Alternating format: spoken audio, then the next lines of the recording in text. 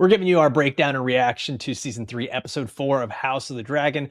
Guys, rhaenyra is probably going to become a cat lady here. Daemon just realized he has a daughter, and Ormond Hightower, 5-star man that hangs dong and has a sensitivity to smells. All that and more on an all-new episode of Unbinged starting now. Welcome to Unbinged podcast, the show's movies and news you love to binge. I'm Alfredo Brown, joined as always by Jagger and Matt Kopfhamer. We're talking everything from this latest episode of House of the Dragon, but first, the spoiler warning. This is your one and only spoiler warning for pretty much anything Game of Thrones. Guys, the internet was already complaining that the pace slowed down, this episode wasn't as good, and honestly, we don't need the pace to be flying by like this all the time. I'm kind of glad we took a break. We're getting some setup for some new things, because this was also a great Ormond episode, a great Daron episode. Jag, what were your thoughts coming out of this, your reactions, biggest thing to come out of this episode? We needed Ormond. I think that was one of the biggest things that House of the Dragon has lacked, was a centrally focused villain. Otto Hightower was that for maybe certain episodes at times, but we didn't have a Ramsay. We never had Joffrey. a Joffrey. Yeah. You know, now we have that, so it makes us easy. It makes it easier to like Daemon. Makes it easier to root for some of these other characters, because this sounds awful. We have a fuck ass that's worse than this. And to the internet, we need slow down so we can get Ormonds and understand why they're fuck ass. I need to know why he's smelling shit all the time, you know? So He's making his own potpourri. Yeah. Nigga likes This, crafts. what people complaining about the pacing are missing is, when you have a slower quote unquote episode like this, you can really dive into the character development, some of the motivations of these background characters. You get moments like Ulf the White, who essentially is a background character, but he goes back to the tavern, has a good time with his homies, comes home, is like, "Hey, rhaenyra, can I get some favors?" And she's like, "You dumbass, you're under house arrest now. No more beer in the alleyways." So Ulf you get is these every little pro moments. athlete that gets his first paycheck. He's just like, you know what, the Spends it on homies, stupid they, shit. they got to get some stuff, man. So you have these little moments that will potentially grow into something later on, and so when that happens, you can look back at these little moments and be like, oh, they're building something. They're not just giving us a bunch of dragon fights. They're actually giving us character development and story, which, holy shit, what a concept. It's like we didn't learn from the last season of Game of Thrones, because what did they do? They were like, it was one battle after another. That's what But season like, 8 said it. not is. the good way. But the not in the movie. good way. Yeah. Where there was just like, okay, why are these two fucking? I get they're Targaryens and that's their thing. But like it just went from 0 to 100 on a lot of things. Like, why is she killing everyone? You know, you gotta ask yourself, is a slowdown an actual plot slowdown? Or is it a slowdown to give you context? And is it still moving the plot? Because we have some easy setup, like Manderley, man. That's like, I'm circling that one, like suspect. I'm excited. Yeah, suspect. Like, I can't wait to see more of him. The things that we got from Ormond was show, not tell. Like, writing on my own. Like, these are little details that people don't appreciate, because like, I don't know if you were going to talk about this, Alfredo, I'm sorry, but Ormond, did he react the way he did at the end of that episode because he saw that dragon, and like, you get that your guts turn to water feeling, you know, where you feel insecure. It's like when you go in a locker room and you see a man with a huge fucking dong, and all of a sudden yours like shrinks an inch, and then he's like, "I'm gonna take this out on this other dude." That's what happened. Like that, he just screams like insecure man. It's very A lot of interesting you Ormond bring it breakdown. up. Right, because it's similar but very different than how Kristen reacted when Kristen's confronted with dragons, right? Kristen turns into this fatalistic, almost like implodes on himself, where he's like, nothing fucking matters anymore. Where Ormond is like, okay, these are a problem. We have to figure out a way to get rid of this problem because it's unnatural, and we are the superior men. We don't need these beasts to have power. We do it through scholarly acts and the faith. And that I'm so glad that they're taking the time to expand upon this character, because in the book he is very much like, he's talked about, but you don't get a lot of detail with Ormond. And so the fact that they're taking the time to build up this character, I'm appreciating very much, because like you said, Jack, we were missing that Ramsay type, that Joffrey type, where we can, as an audience, like coalesce against this character because they're so villainous, but in a way that's so entertaining. And that's what Ormond, I think, represents right now, is this entertaining, captivating villain that can give us some diabolical lines and actions, while still there's a part of me that's like, he's kind of cool though. Of course he's cool. Like I almost think like every What? he's dude. Okay, He's charismatic. Meaning, He's yes, he's charismatic is what I should charismatic. put. Like every Yeah. villain that we've gotten on screen in Game of Thrones or House, not House of the Dragon, because we haven't really had one. But like when you actually, we have Aemon.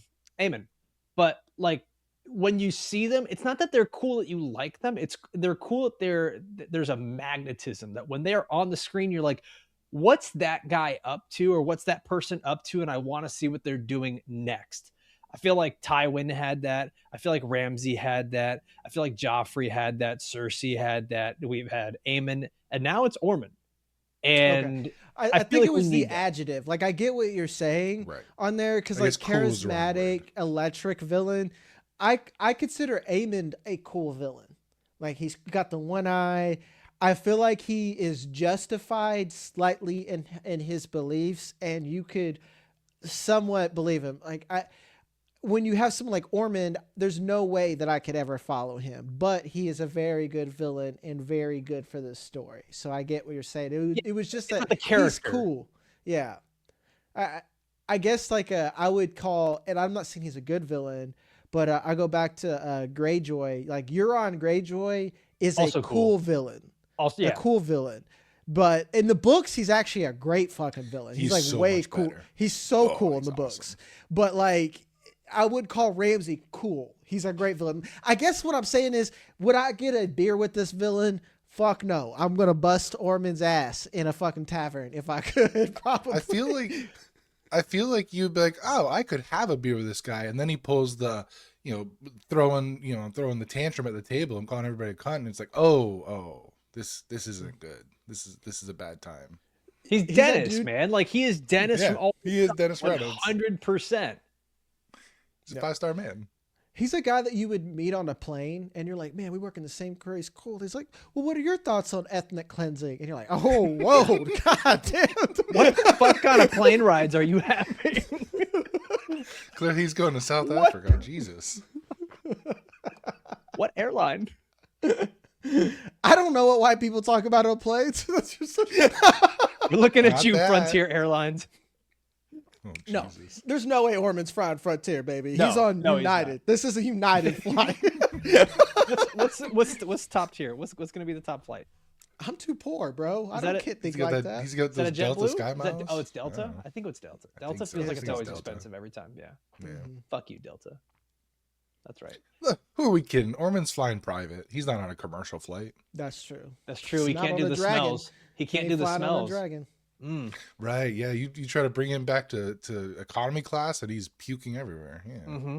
Mm-hmm. Well, guys, we like Ormond, but if you're liking this episode right now, take a sec to like this video, hype this video. If you're watching on your mobile device on YouTube, if you're listening over on Apple or Spotify, please leave a 5-star review. It means the world to us. It allows us to grow. It helps us get in front of more eyes and ears as we continue as independent content creators every Monday or Sunday, depending on, cost work schedule. So that's going to be really easy for you guys to track. But we will be here covering House of the Dragon Season 3 every Tuesday. We've got our premium episodes. Tomorrow's our 2-year anniversary for the pod.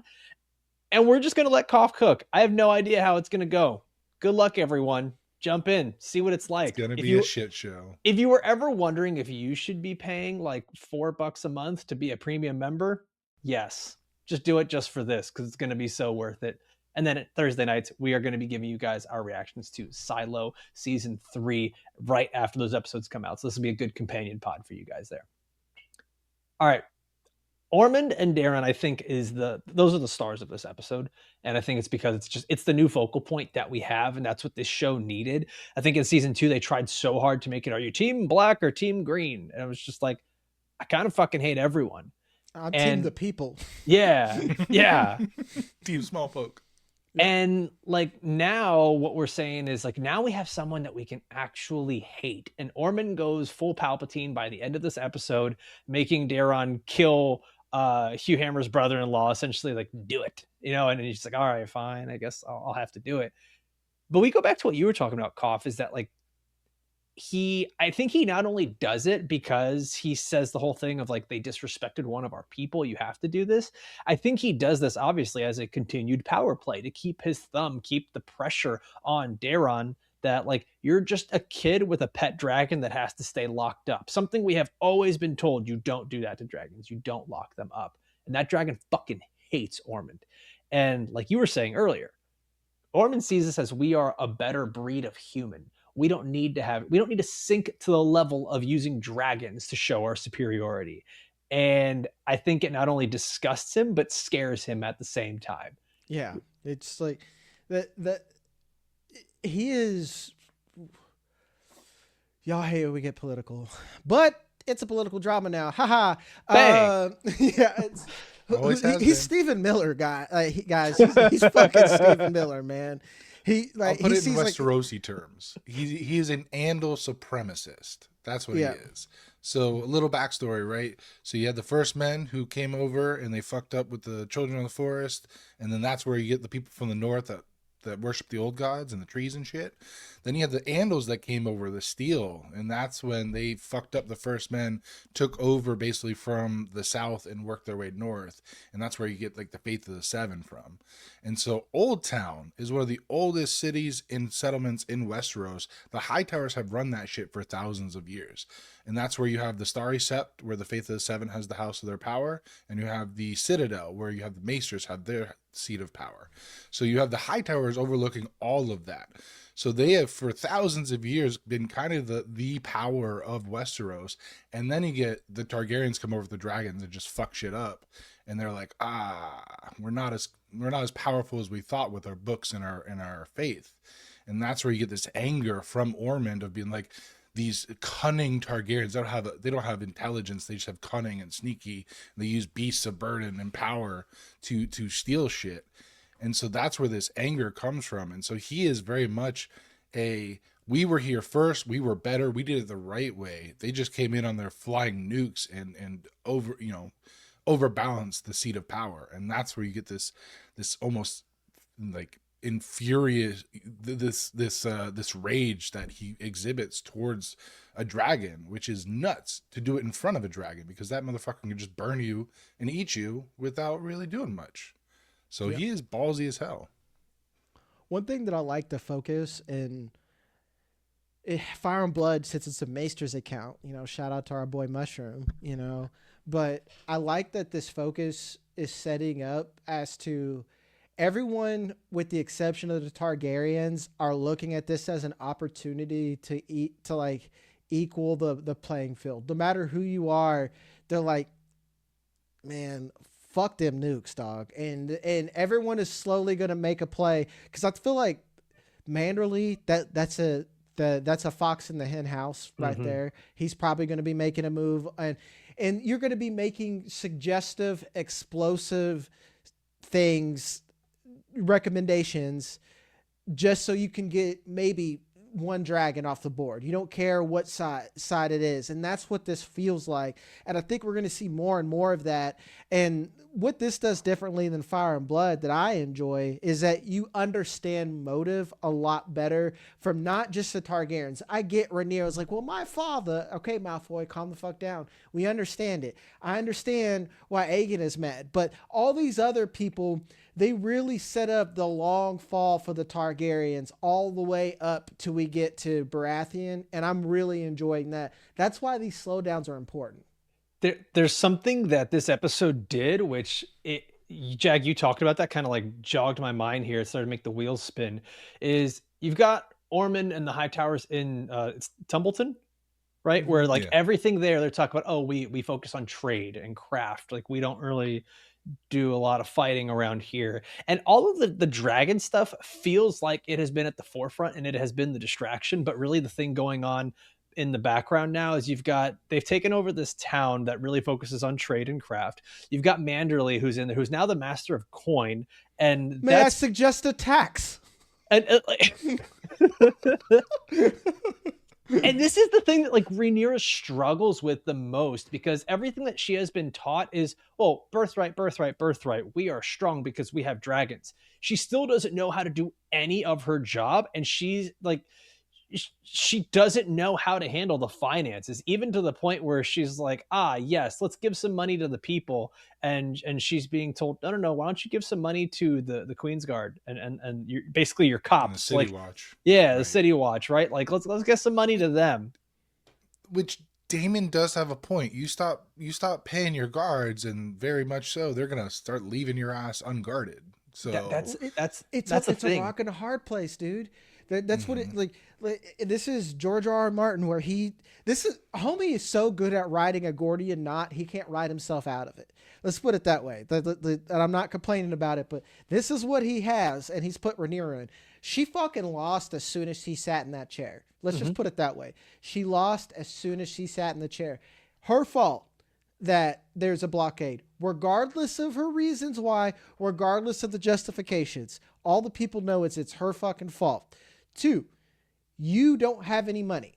It doesn't matter why you don't have any money. You don't have any money. So your cops and the people that are going to protect you, who are really, really loyal to your husbands, are not going to get paid. You can't be hated and poor. You got to pick one. You got to pick one. So like who you're going to have upset? The cops that you need to protect you, and all they are going to do is start policing the people who are going to be upset because you're not paying them. So it's like you got to choose how are you fucked? Like do you want this is the worst scenario she could be in, and she almost took King's Landing way too fast. And I feel like if she had an auto hightower, Corlys is kind of fucking pissed me off. He was cool for like an hour. Now I'm gonna go fight and whine in the stepstones. Well, now he's on his petty shit because he didn't get what he wanted. So he's out there doing the graffiti. He's out there doing the graffiti queen of the I saw that. That was great. But then to compound that, Jag, she also not only has any money, the little money she does have, she's paying to the cops. Then she makes the mistake of almost being too vague with her request towards the gold cloaks, of like rooting out the graffiti artists, and they went way too brutal on the people. So now you have people who are hungry, people who are scared, and now they're pissed off because you're brutalizing them in the street, even though you were the quote unquote liberator. So now you have this confluence of events that are going to lead to some pretty horrific things if they go by the books. So it's just, she is making every mistake she could possibly make in the worst way possible. And some of it's not her fault. Some of it is the fact that she doesn't have this. Yeah. Right. She's trying to be a benevolent queen, but she's going about it the wrong way, and she doesn't have the support system behind her to catch her from some of these mistakes. Like you said, with Corlys, he's being on his petty shit, so she really doesn't have a hand right now.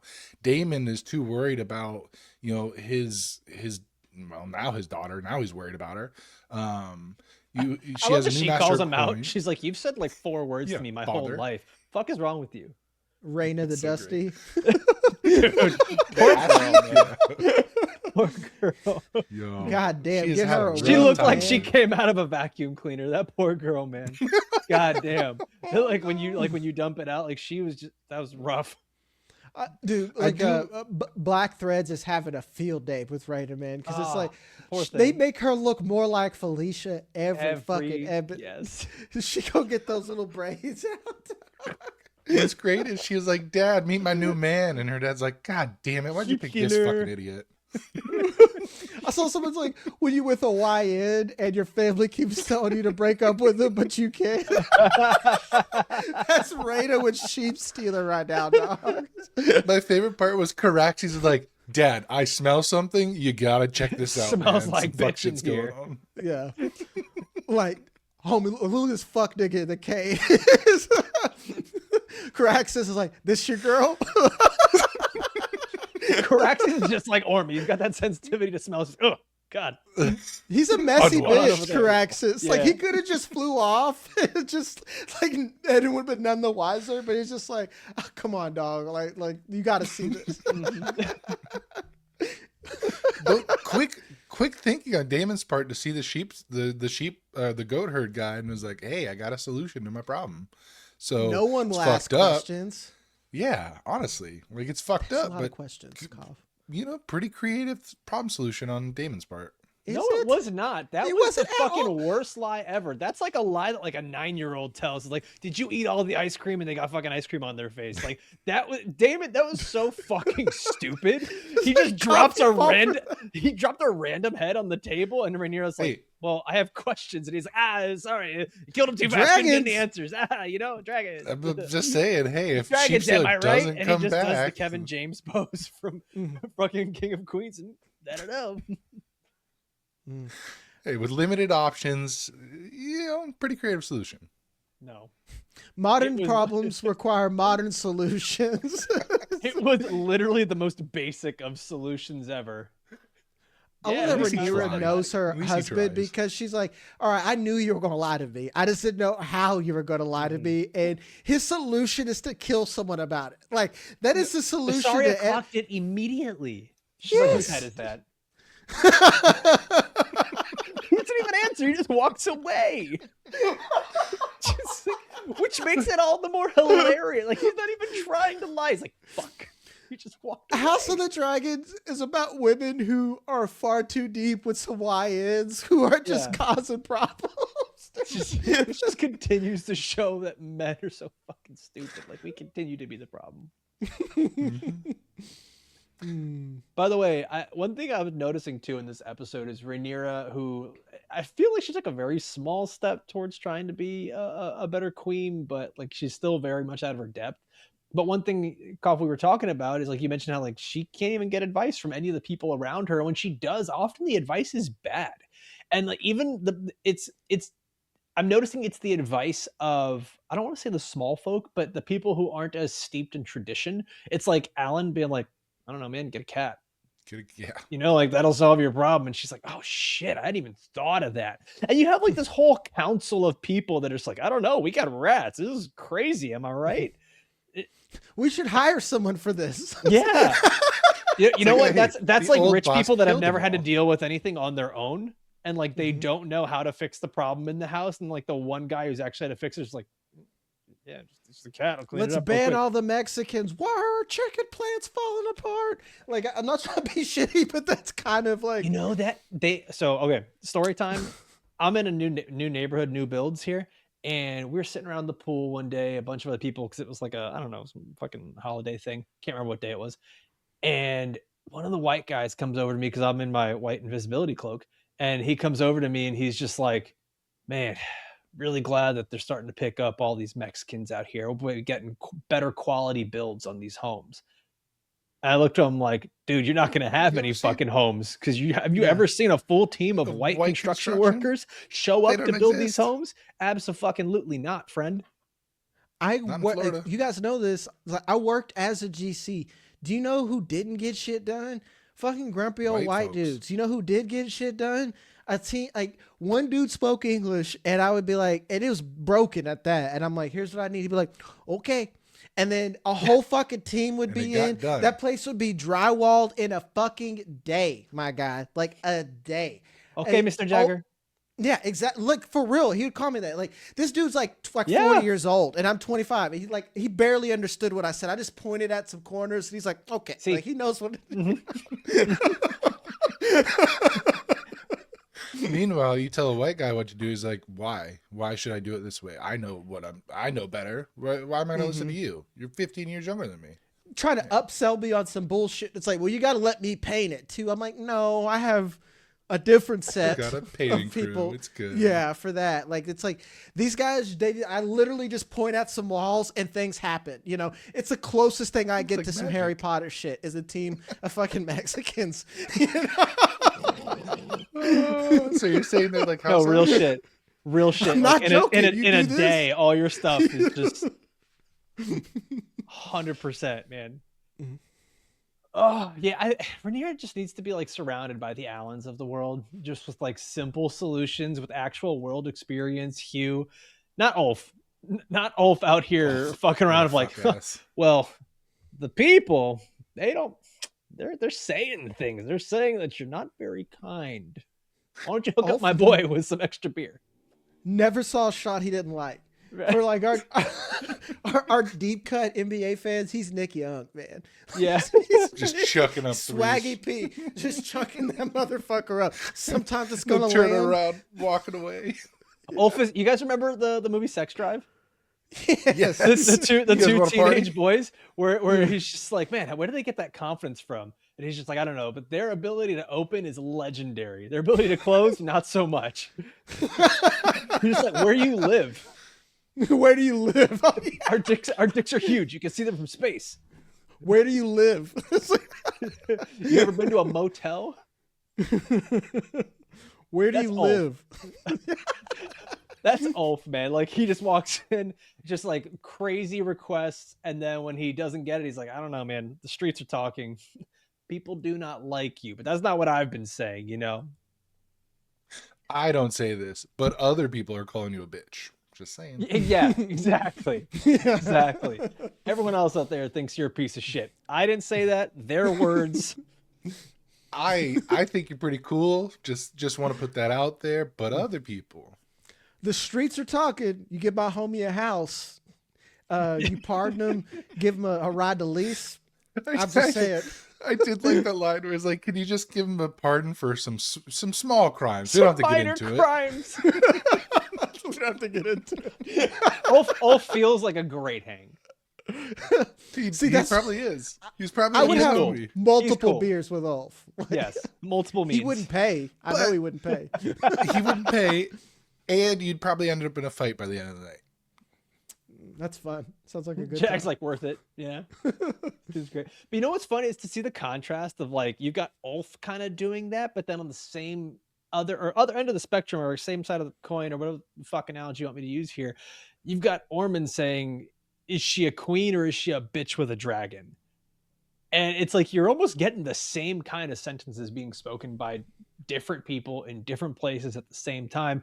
Because like what Rhaenyra is finding out, it doesn't matter like how good or how hard you want to try to be a good queen. You just fucking can't be a good queen for everyone. People are going to hate you regardless. So just do the best job that you can based on your own morals and the smart things to do.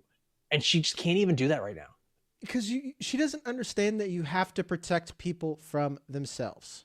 Like that's the big thing is we do this as, you know, building this pod. We have to make decisions. And sometimes that is us individually making decisions or making thoughts that are protecting each other from that. That's something that she needs to do on a much larger scale. And it's just not there. And I feel bad for her because she's trying to rule like her dad, but her dad, known bitch. Throughout the realms. Like throughout the realms, all 7 kingdoms, known bitch. He's the clip from The Last Dance when they're asking him about the play. He's like, a bitch.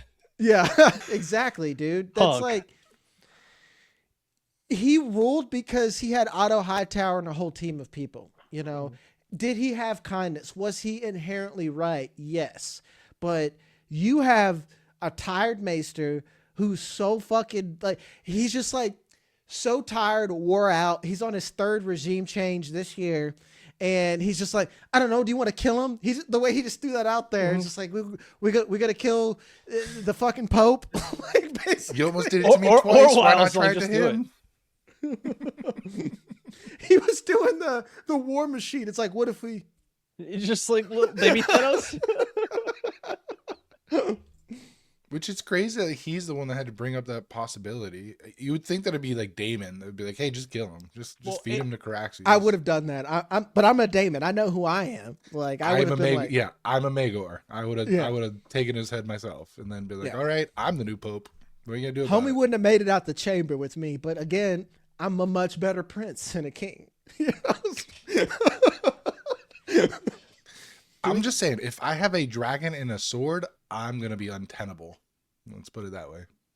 I'm gonna be nice, but you ain't gonna disrespect me in my own fucking house like that over some church shit. I don't give a fuck. Fuck your God. I already anointed your brother. Well, anoint this. Is the mother gonna save you from these fucking dragons, bro? The father said, "Catch these hands, bitch." We're about to meet the stranger, brother. Go tell me how he is.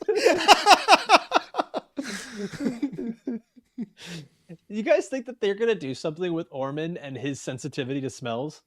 I feel like A you can dragon's easily gonna shit and just destroy That's him. exactly what I was saying. Is I feel like you could just do an easy flyby of just dragging shit over the city. And I wonder how bad it is because the nobles even like step forward. He was just like I was like, homie's in like. Talk about a power got the play, Victorian child fit on. Yeah, he's he had in some the very. bath. He had He's some in the Buffalo bath Bill when he energy. confronts him. He had the very much "would you fuck me? I'd fuck me" energy. Like walking up to them, closing up his robe, making sure he smells good. Like there's a creepiness to him that is it's not as obvious and evident because he acts so nice and then he looks so like well kept.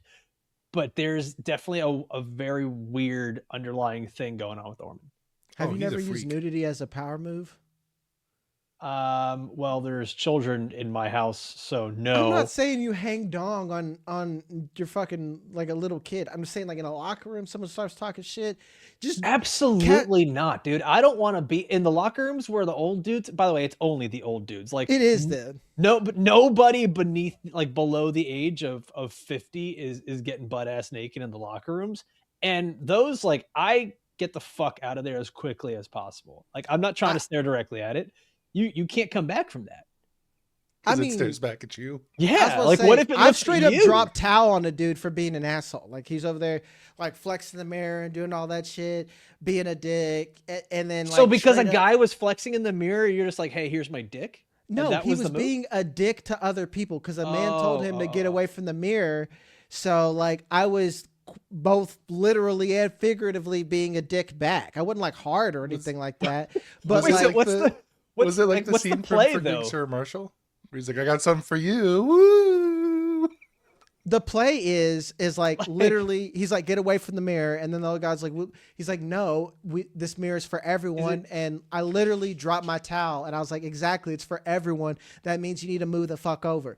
And if you say that with your dick out to someone, there's two things that are going to happen. They're going to fight you. Probably not. And nobody wants to fight a naked guy. Exactly. Or they're just going to fucking move. There's two options. And then there's a secret third option that you're not, he gets naked too. I'm not prepared for that kind of movie, Alfredo. It's not that kind of movie. I'm not prepared for that scenario. If he were to do that, I would have been like, you win, dog. This is your mirror now. You live here. Do you want a hot towel? This is your special mirror? It's like Blue Mountain State where he's like, I will jerk you off. Whoa, what? It's like no one wants to fight a guy that says he'll jerk him off. Fredo's like, what if there's a third option? I was like, no. Jack's like, I did not consider that this man could also be naked. I'm going to be honest. I have made some bad bets before. You're just betting that he hasn't been to prison before is what you're hoping. Yeah. I can tell you the time I got my ass beat because I made a bad bet. Were you naked? No, I was fully That's clothed. my greatest fear. Is being butt ass naked and I get my ass whooped. It's like double embarrassing. At least I just try to avoid situations where I would potentially have my ass beat while being naked. I limit them to 0. Yeah. Y'all ain't no risk. Y'all no risk. The fuck out of I love it. Jag needs a little more excitement in his life. Jag's like, I do that once a week just to feel something. I started a naked fight in the locker room every other First week. rule of Naked Fight Club. You don't talk about Naked Fight Club. I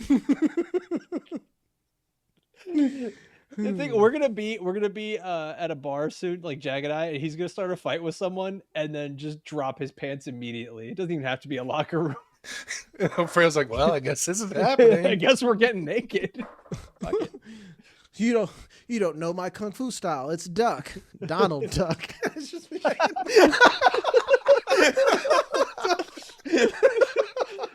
Jag just Winnie the Poohing out there. Red cut off, no pants. just stretching before. Like the Greeks used to, brother. That's like right. The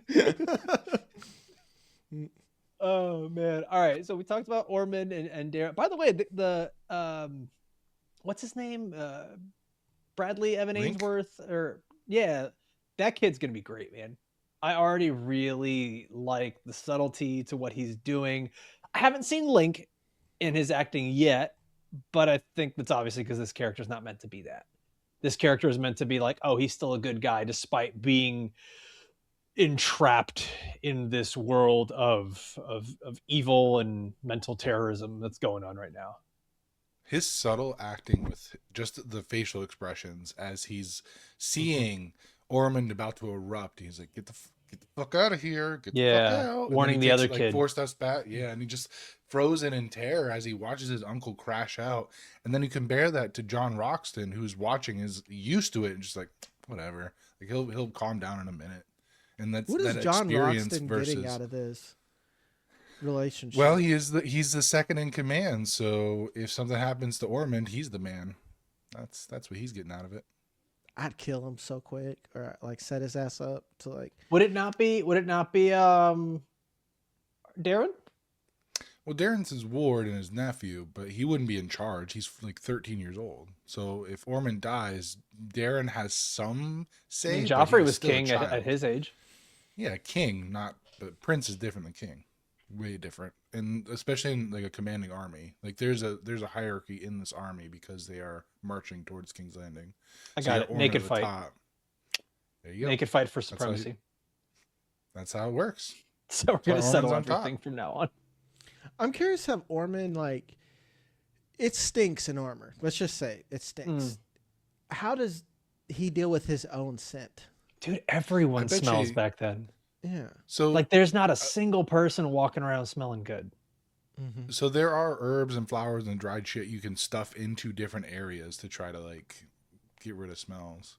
So one of the reasons funerals use so many different flowers and lilies because it was supposed to help cover the scent of death before embalming became a thing. So throughout time, people have used dried herbs and stuff as a way to mask their own scent before things like deodorant became a thing. Taking a fucking bath. That's why we also see him kind of make his own blend of like potpourri at the table. It's like he is building that probably for his own armor as well as his little scent, decanter thing. Mm-hmm. Okay. We've done a lot of Ormond and Daron here. We got a little bit of Daemon and Rhaena.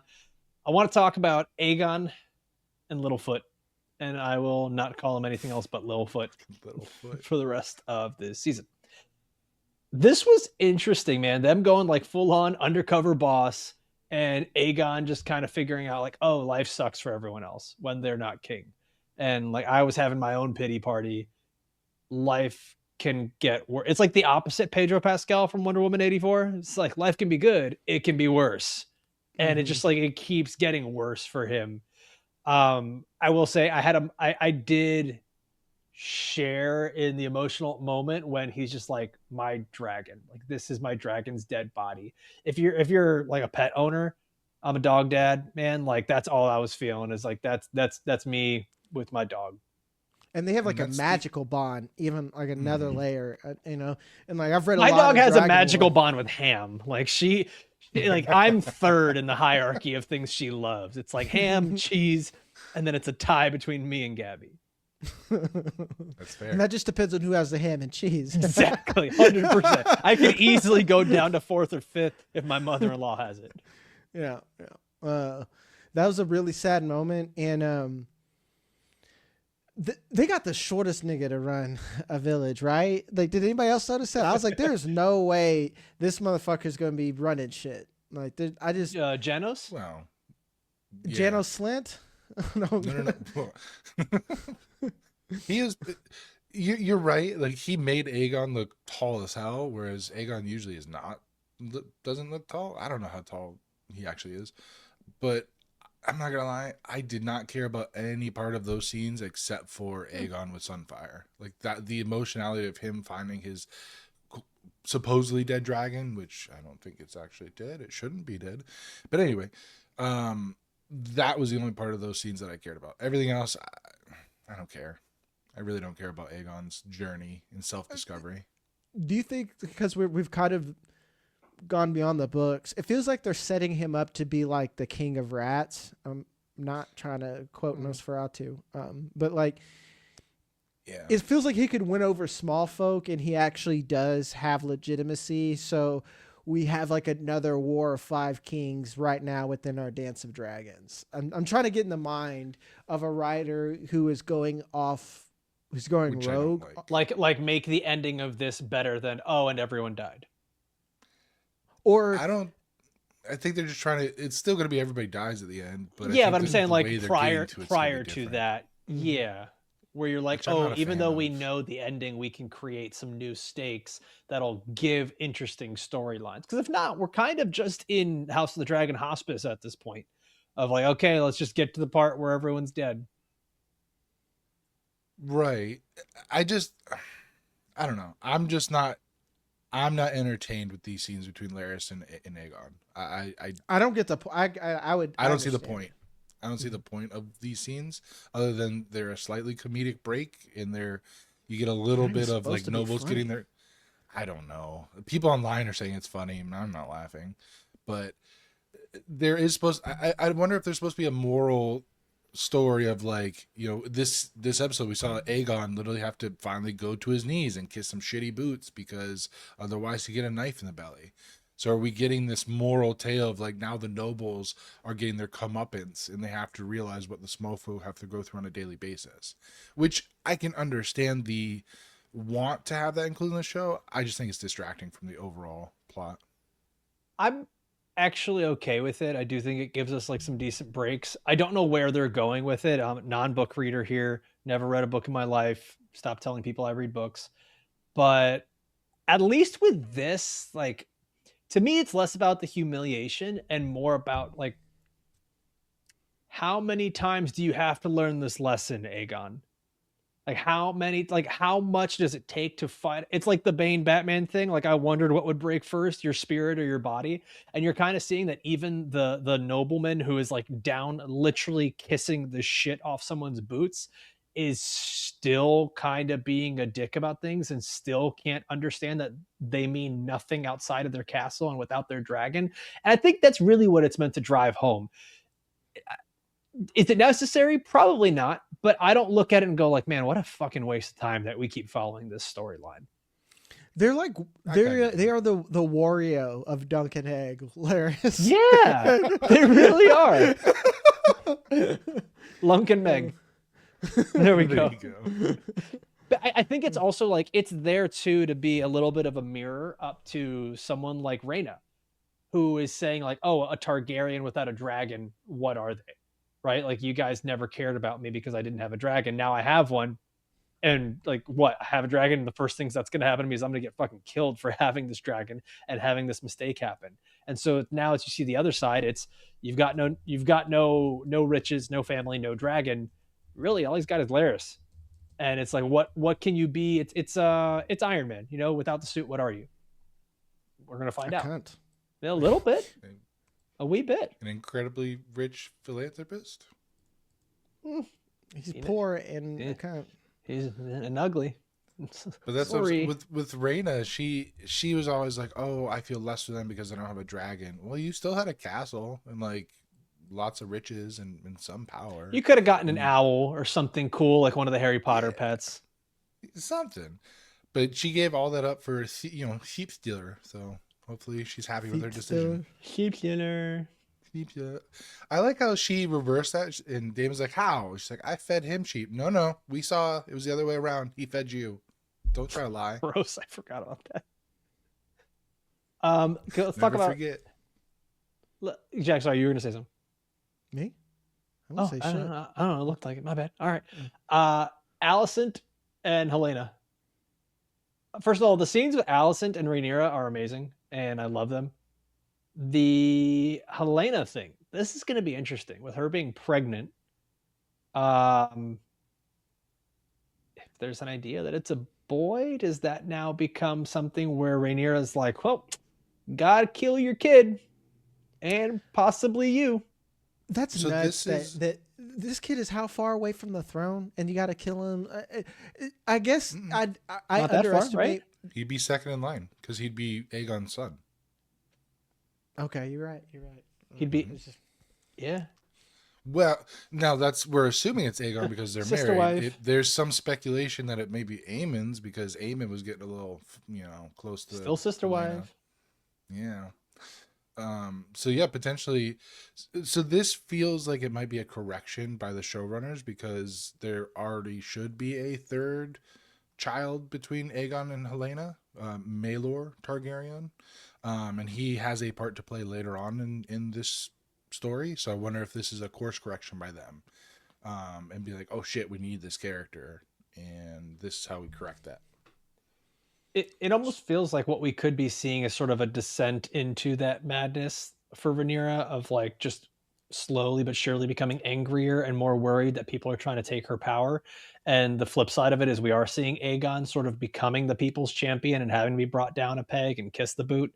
And that's why I think we have these stories. Because if we do get to a point where Rhaenyra's like, I gotta fucking kill this baby, like it's really her putting her power and her throne above everything else. And I like how they included the line from her when she's talking to Alicent. She's like, I would have spared Daron, right? And it's like, Do you think so? I say that. I don't think so. I don't think she would have killed him immediately, but I think eventually she would be forced to, because if you have any faction of the remaining or last regime, they will always be a threat to your power base. And if they can have anyone coalesce behind them, they can threaten you and your position. So you have to eliminate or exile them. That's your really only or lock them up in a tower for the rest of their life under your lock and key. Those are really half your of only solutions. half of Fire and Blood is Blackfire rebellions. The other half is the Faith. like warring with the Faith. Yeah. Like those are the two problems throughout Westerosi history. Is like the Faith causes some fucking problems at some point, and then someone said, "Hey, he's got silver hair. Let's start a war." Well, it's not just he had silver hair. He also is like, my daddy, who was the king, said I'm an important boy, even though I'm a bastard. 100%. I know there's nuance, but like I started this segment by thinking, I'm like, are people really going to start another fight because there's another fucking child? And then I like remember what the books are, and Absolutely I'm like, yeah, they 100% will. And especially in Rhaenyra's case, like we just opened up with, nobody fucking likes her, as Ulf said. So they would be dying to find someone else to rule. The streets are talking, and they want a new king. That baby right there seems like a good choice. Ulf is just that meme where it's just like, my work here is done, but you didn't do anything. Until we meet again. Until next time, hey man. He doesn't run to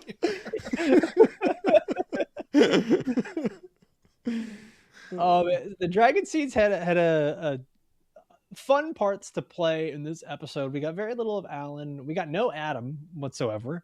We got the comedic relief with Ulf. Hugh Hammer is just like, can you just please send me back to my city so I can I'll take watch there and watch over my wife. Terrible choice. Terrible idea. He has Rhaenyra is right. He has too much at stake for him to be the one taking that watch. And so he's too close to the situation for that to be a good decision. How so? If Rhaenyra was smart, she would just make his wife a priority. That's the right thing to do. Like, is just get the wife out of there. Yeah. Like Rhaenyra is wrong. A small team. Yeah, Rhaenyra is wrong and right. Like the solution is like, no, we need you and your big fucking dragon right here defending the city. What's your wife's name? Who do you need? Let's go and get them. Because like her blowing off the dragon seeds, I wonder if that's foreshadowing. I don't know. But like you shouldn't piss off people with guns that are big and only they can use. That's nukes in this case. Yeah. Like they have they have nuclear arms, and you're just like, fuck you. What are you gonna do about it? Ulf's trying to get beers for the homies. You think he won't go over to Aemon and be like, hey, total bitch, man. All I asked for is my homie to get an Uber to Liz and a house that she can't do. we just wanted bottle service at Club Live. She was like, nah. Man, by the way, Tumbleton, just hilarious sounding name for a city. Sounds like something out of the Wizard of Oz. It's a fun name to say though, Tumbleton. It's adorable. Sounds like a failing town. No, it's like tumbling down the ranks. Either that or everyone's a gymnast. I don't know. Sir Kristen Cole. He's on a suicide mission now. Yeah, I mean, they're giving us like just enough where they're like, remember him? Like they really put Kristen Cole and Aemon to the back burner this season in favor of, I mean, would you guys say it's Ormund and Daeron here? In favor of these characters? Yeah. Is that a good move? Like for story wise, character wise, viewing wise? I do not care about Gawain except for the fact that he is the normal character that like I feel like I'm watching a separate show that it's True Detective within Westeros. Kristen Cole is just Rustin Cole, you know, and he's just like, yeah, I think that human consciousness is just a gross misstep, you know, and then Gawain Hightower is just like, I just want you to stop saying odd shit, you know? 100%.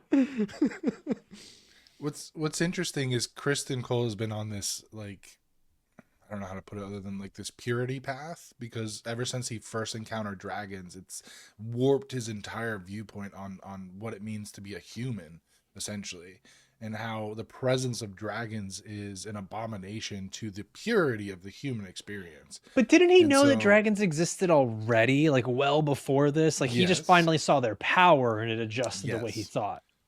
Absolutely. So there's one thing, you know, it's like knowing guns exist, but then seeing war or like a school shooting, and you're just like, exactly. Never mind. These are exactly. Bad. So once he was confronted with the horrific reality of what a dragon can do to not only a person but in an entire city and town, it warped his entire viewpoint, and now he's on this path of like, the only way I can cleanse myself is through holy death and war, or pure. It's a weird fatalistic viewpoint, but essentially what it means is he's on a suicide mission now, and he doesn't care who he takes with him.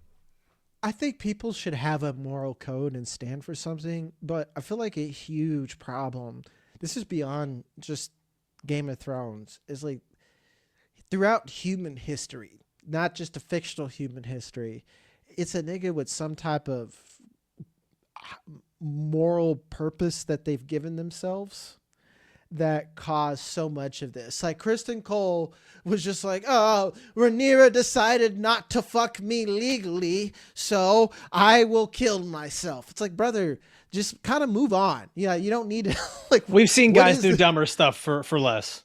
Yeah, like that's the type of man that like, Ormund Hightower, he's like, well, we're the superior man and blah, blah, blah. Before the seven-faced God has told me so. It's like, okay, say that out loud to an adult. A seven-faced God. I'm just going to stop you right there. Maybe you don't need to be this extreme. I really feel like we need an Ormund, Kristen Cole, Ulf, Always Sunny type deal where they just own a pub. Nightmare blunt rotation. They just own a pub. And they're just the worst business owners in all of Westeros. Who's Sweet D? Horrible. Is Allison Sweet D? Helena. It's Helena. Oh, wow. No. Helena just showing up. Helena just sweet. showing up. They're like, you know what we should do? Let's get some bugs in here. They're like, shut the fuck up, Helena. They just go right back to doing their thing. Who's Mac? Ormond? No, Ormond's Dennis. Ormond's Dennis, 100%. Ulf is I feel like Ulf is Charlie. Ulf is Charlie. And Kristen Cole is Mac. Yeah. Yes, absolutely. That makes a lot of sense. And then Frank is Damon.